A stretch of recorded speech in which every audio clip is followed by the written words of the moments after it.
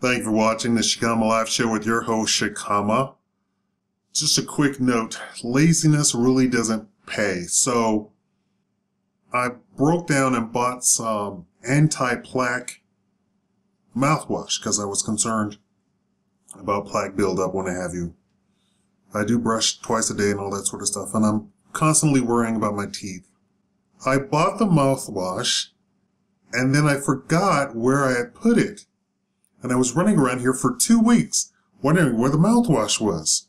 So, the other day, or yesterday, I got a, I know it's not healthy, I got a pizza bread, you know, it's like a half baguette and pizza on top. Anyway, I reached in there, and it was the very last one, and I saw something green in the bag. And lo and behold, there was my mouthwash. I had thrown the entire shopping bag into the freezer. And that's just being lazy. I didn't take the stuff out. So I had frozen mouthwash. And I had finally found it. And it's just all my doing for being lazy. Somebody is rubbing off on me who does stuff like that. Anyway, let's get to the matter at hand about the video. So this is kind of a business video, but I want you to take the lesson from it. All of these things, I want you to take the lesson from it. I'd like to study human psychology. I was very good in college, and a part of having a political science degree is that you study in depth human psychology. Historical, present, international, national. And I'm very concerned or very curious about how the powers that be have taken over singing, entertainment, acting, movies, television, commercials, on all of these different causes like homosexuality and feminism. And what they've done is completely overtaken them and turned them into nothing more than psychological warfare against whatever they want to do. They want to sow discord between men, women, black, white, Jews, what have you, right? There is a video here on YouTube, and it's a nonprofit organization that takes homeless people and gives them a makeover. They wash them, shave them, cut their hair, put them in nice clothes. And I saw a particular video of a veteran, and they made him over. He was an alcoholic, homeless guy. They made him over, and for the entire week or so, he was perfect. From day one, he was perfect, right? No alcohol, nothing. He ate whatever they gave him to eat. You know, he, of course, was well-spoken, and when they made him over, he looked like a nice gentleman. So within months, of course, he went back to alcoholism. But I want you to concentrate on the time that he was with them. I want you to concentrate. Forget the entire everything else. You know, you see people and you say, oh, he's just an alcoholic. He's just a bum. He's just a homeless guy. And that's actually not the truth. And this is evidence. I want to use this as anecdotal evidence for you to concentrate on. When they paid attention to that guy and they built an expectation of what they thought a good gentleman should look like and behave, what did he do? He was a good gentleman. He didn't drink alcohol. He spoke nicely, politely. He was very polite, cordial. And this is the thing. It's the expectation, and you can apply this to business. The expectation. Build the expectation for yourself. There are billions of people, and there's people who are going to say, well, there's only so much that they could do. Oh, yeah, I mean, that organization can only do that, but there's billions of people on the planet. And there are millions of people here in the United States who can pick up the people who have fallen into the cracks of our society. That includes black people. There are more than enough, like only 10% of the black population, only 8% of the black population has fallen into the cracks. That is, in jail, doing drugs, selling drugs, committing crimes. All of that is covered under 8%. The rest of the 92% of black people you do not see on TV. How about that for a startling fact? startling statistic. So all the people that you see on MTV, VH1, or whatever these horrible shows, and Maury Povich, Jerry Springer, I rarely see black men on Jerry Springer. These women on Oprah, all of these people who have fallen into the cracks only amounts to 8% of the black population when we're talking about just the black population. That means this whole notion that, all the black men are in jail is a complete and bold-faced Hitler-esque lie. So the moral of that story with the makeover is all we need to do is pay attention. We do not need the government to do anything for us. This goes to everybody. We do not need the government to do anything for us. The government was never created with the intention to take care of people. The government was created to take care and protect people from outside forces. The United States is an isolated island sort of nation. Anybody who wants to come over here has to get into a boat or a plane and come over here. So the government got bored and started doing all this other stuff. Or the people on Wall Street thought, hey, wouldn't it be a great idea if we could exploit the population by doing this? And the homosexuals and the women are going to the government to try and change people's attitude? You're not unsuccessful. You're not going to change anybody's attitude. You're not going to change somebody's notion that you are less than them. And I don't mean less than as in that they're superior to you, but a man is stronger than a woman. Get over it. It's a reality. The government can't pass any law that is going to change that. A man and a woman who get married and have sex create children. A man and a man cannot, and a woman cannot. Now, talking about the homosexual thing, all of this stuff that you hear about gay rights and marriage and blah, blah, the people who are actually proposing this are the women. And that goes hand in hand with the third wave feminism. And they're using psychology to try and get your goat, to try and get you they're building expectations. It's wrong for a man to say hello and good morning, beautiful to a woman.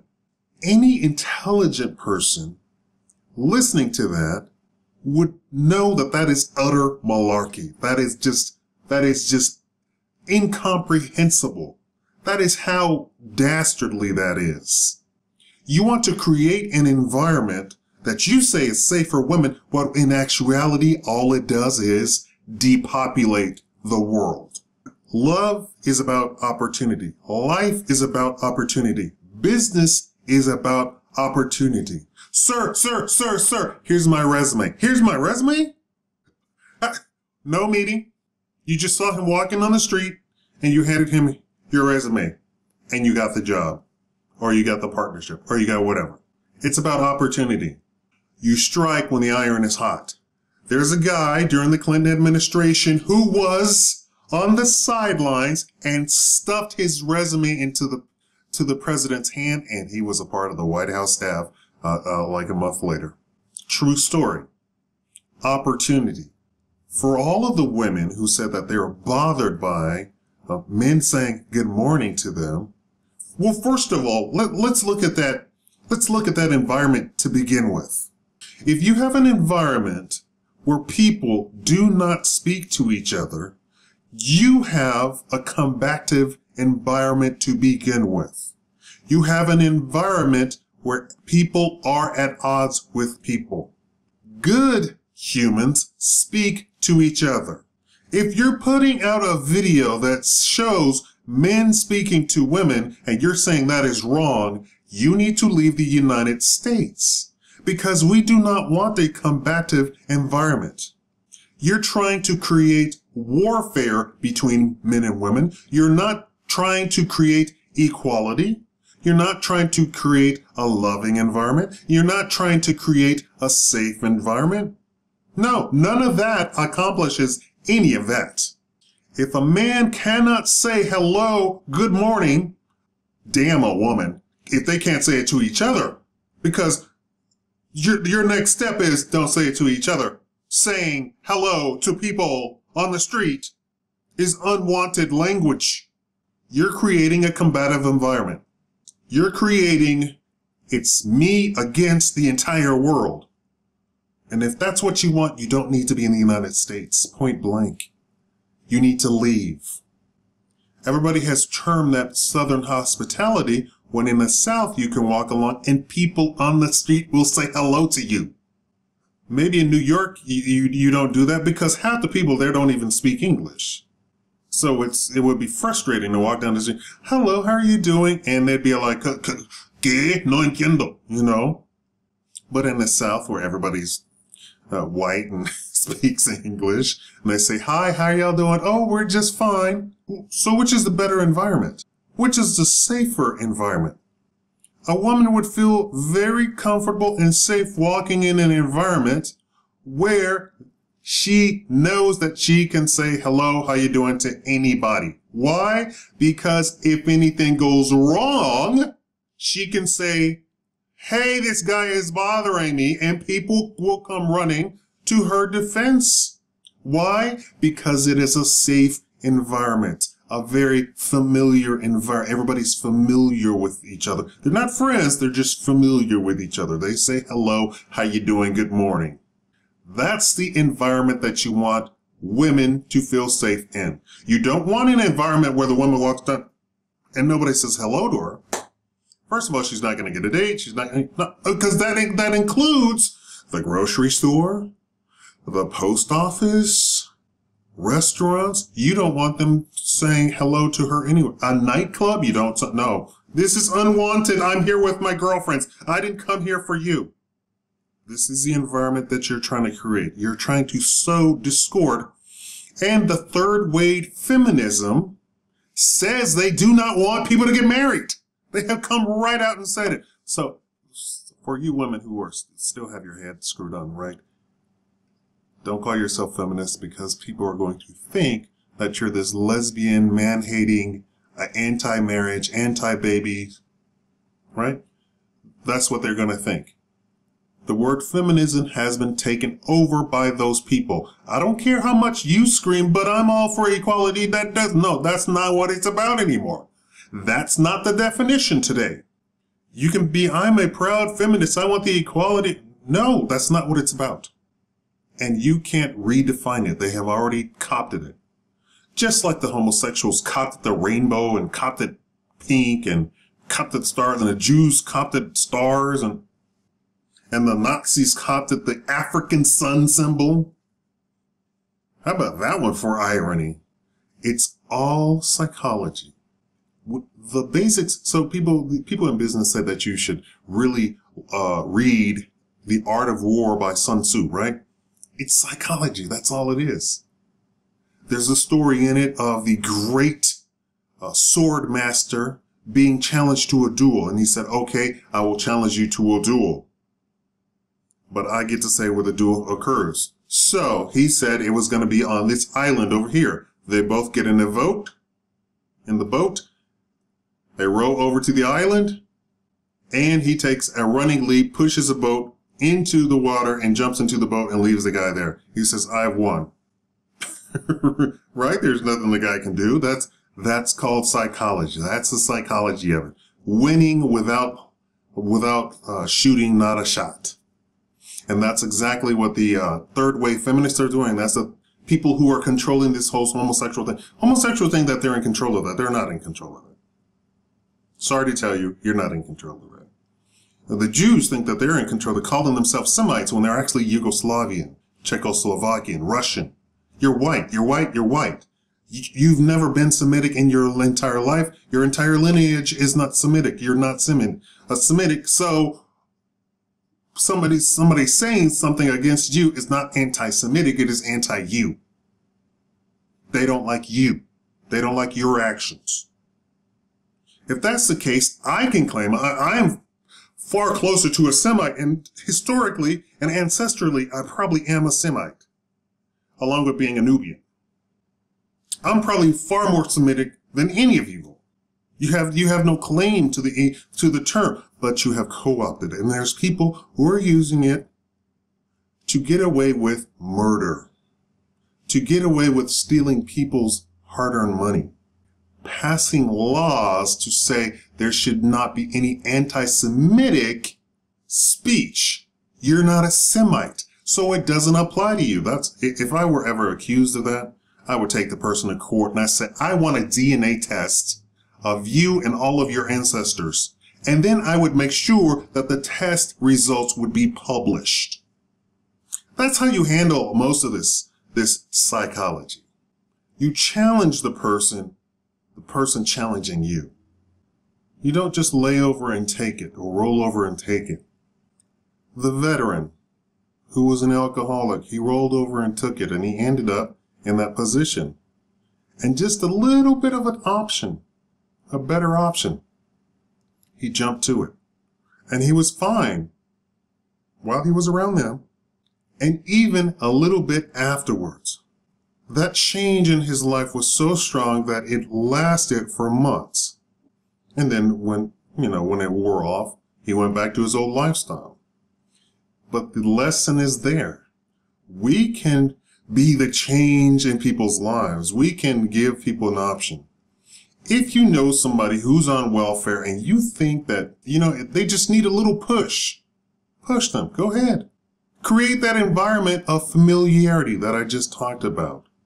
And for black people, if you see a woman wearing a wig and it's straight hair, but it looks ridiculous, you could pull her aside in confidence and saying, I know you probably think that your hair is somehow ugly, but you are wearing a ridiculous wig and it looks terrible.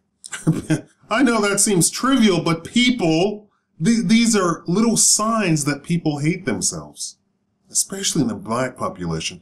They are taught to hate themselves on every level. Your feet are too big. You're too wide. Your butt's too big. Your breasts are too big. Your hair is ugly. Your lips are too big. Your nose is too big. Your eyes are too big. You have brown eyes. You're not intelligent. You're not smart. School isn't for you. These are the things that are bombarded and hammered into black people's head over and over and over. I'm here trying to present to you positive images and a positive message, and to try and rip off all these band-aids. Just rip them off. Rip off that welfare. Rip off those food stamps. Rip off that Medicaid, right? Just rip it off. You can do it. And you can do it. Of course you can do it. And who's going to help you? The people who are supposed to help. First of all, your family. If you're in these situations where you're on welfare and you have 5 children, first of all, you need to understand that it's a decision to have 5 children and to be on Medicaid and food stamps and all this other, and WIC and all that sort of stuff. It's a decision. It's a life choice that you decided. I want you to go to whoever is in a position to help you and confess to them. You know what? I have made some very bad life choices. If you're an alcoholic, I have made some very bad life choices. Can you help me? And if I fall, will you please pick me up, brush me off, and keep me going on the track? That's what I want to get you to get out of this. So please spread this video to people who need to watch this message. And if somebody comes to you with that confession, I want you to stop what you're doing, because if we're talking about people's lives here, I want you to get the government out of all of our lives. And these people, the poorest of the poor and the people who are on the wrong track, the government is just, I have them now. And I can go over to that guy that actually makes money and steal all his money and pretend that I'm going to give it to this girl over here or this guy over here. They've set us against ourselves, against each other, men against women, black against green, green against blue, blue against white, and yellow and polka dotted. Oh, I like to have sex with men. Okay, whatever. You don't understand me. Oh, you just told me you like to have sex with men. I can understand that. I'm proud of my race. Well, okay. Your 2 arms and 2 legs are different from mine? How? Let's think of our common ground that we have. We're all human. We're all intelligent. We all have geniuses in our races. How about that for common ground? Most of the black geniuses invented stuff, and you're using it today. How about that? For all the people who are saying that they hate black people and black people are nothing and black people are too dumb, you're actually using inventions created by our black geniuses in the United States, around the world. Anybody watching this, around the world. Because America is so innovative, it allowed for an environment, we're talking about environment again, for black geniuses to create something, white people to steal it, patent it, make money off of it, and then spread it around the world. And that's exactly what happened. I don't care. I'm not crying about it. I don't care. But it happened. It's a fact. I want you to, here's my sort of race relation talk. I don't care. Get over it. And at least admit that there was a black genius who invented something. I don't care about the white person stealing it. That happened. That happens in business all the time. I'm talking about business. I already know there are big, huge corporations go and steal little tiny businesses stuff, make it their own, and then spread it around the world. It happens today. It happens. It happens. It happens. It happens for thousands of years, actually. Oh, we came up with pie. You didn't come up with pie. You stole that from Africans in Egypt and the Nubians and in Ethiopia. You didn't come up with it, but you can turn around and tell all your people that you came up with it, and they'll believe you because they don't know anything about Africa, right? I don't care about that. The way to get over a lot of this stuff is to simply admit it. Okay, it happened. All right. Can we move forward now? Yeah, we can move forward now. Okay, good. If you are on the one in the crack, I want you to go confess to somebody that you know in your heart of hearts, first of all, who's a good person. And by good, I mean they don't curse, they don't smoke, they don't drink. I mean, really a good person that society has said is good. I don't care if you're an atheist, but if you're on crack or alcoholic or you have 5 children, if you know a good person, and they might happen to be Christian or Jewish or Muslim or whatever, but they're a good person, I want you to go confess to them, not your sin, but that you have made life choices that are not good, and would they help you? Maybe you're a Christian and the good person is an atheist. Go confess to them.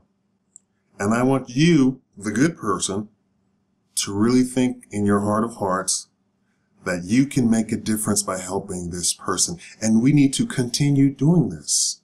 We need to get the government out of our lives. That's the end goal. I am a libertarian. I want to get the government out of your life. I want the government to leave you alone. The government isn't the person that really does all the things that you think it does. The government is the person that destroys businesses, destroys lives, at the request of the larger businesses who donate to their campaigns. That's the government. If you think the government is anything different from that statement, you're clueless or you're in denial. If there is a way to make money off of the misery of human beings in the United States, the people who are in business at the top are going to figure it out, grab some idiot to ask them to have the government to take care of that, and that's how it's going to go down. We can pick the people up out of their cracks, seal the crack, and put them on the right path. That's what I want you to get out of this video, and share this video with everybody. Thank you for watching the Shakaama Live Show.